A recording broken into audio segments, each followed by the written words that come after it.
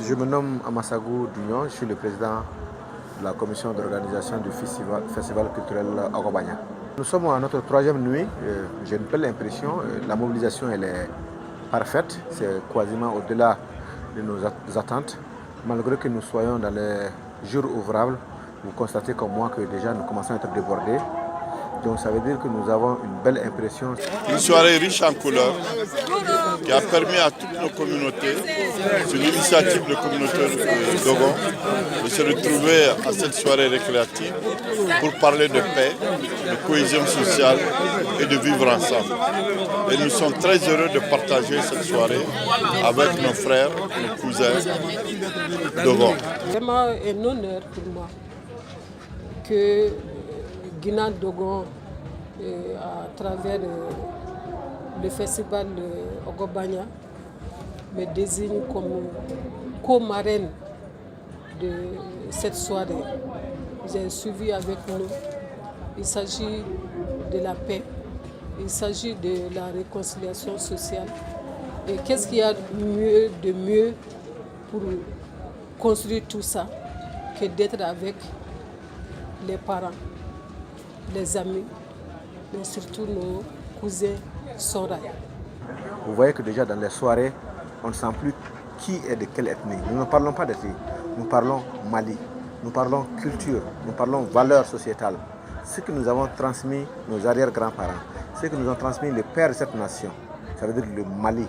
Et vous voyez que déjà l'intolérance, le fait de ne pas supporter le voisin commence à grandir dans ce pays. Et l'objectif du festival, c'est encore d'une même voix, réunir les Maliens, parler d'une même voix et affirmer les valeurs que nous avons héritées de nos ancêtres. C'est vraiment une satisfaction. Nous savons comment la première édition s'est déroulée. Et d'édition en édition, on voit une nette amélioration. Il y a beaucoup d'innovations. Par exemple, l'an passé, en plus des aspects culturels, on a commencé à mener des activités de médecine traditionnelle. Faites le tour au niveau des centres, vous allez voir qu'il y a beaucoup de traduits-thérapeutes qui sont là. Il y a beaucoup d'expositions sur beaucoup de choses qui ne concernent pas seulement que les Dogon. Vous avez vu, il y a des Peuls, il y a des Soraï, il y a les Bambara. Et il y a même les pays de la sous-région qui commencent à nous rejoindre. Il faut s'approprier cette culture. Il faut s'approprier les valeurs de ce pays, afin que nous sachions qui nous sommes, et cela nous permettra de savoir où nous voulons aller. On a prié, on continue à prier, on implore le Tout-Puissant.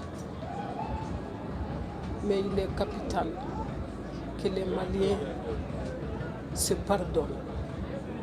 Sans ce pardon-là, de cœur, d'esprit, il va être difficile de retrouver la paix.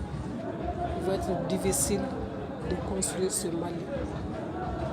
La paix, nous devons la chercher par tous les moyens, chacun en ce qui le concerne.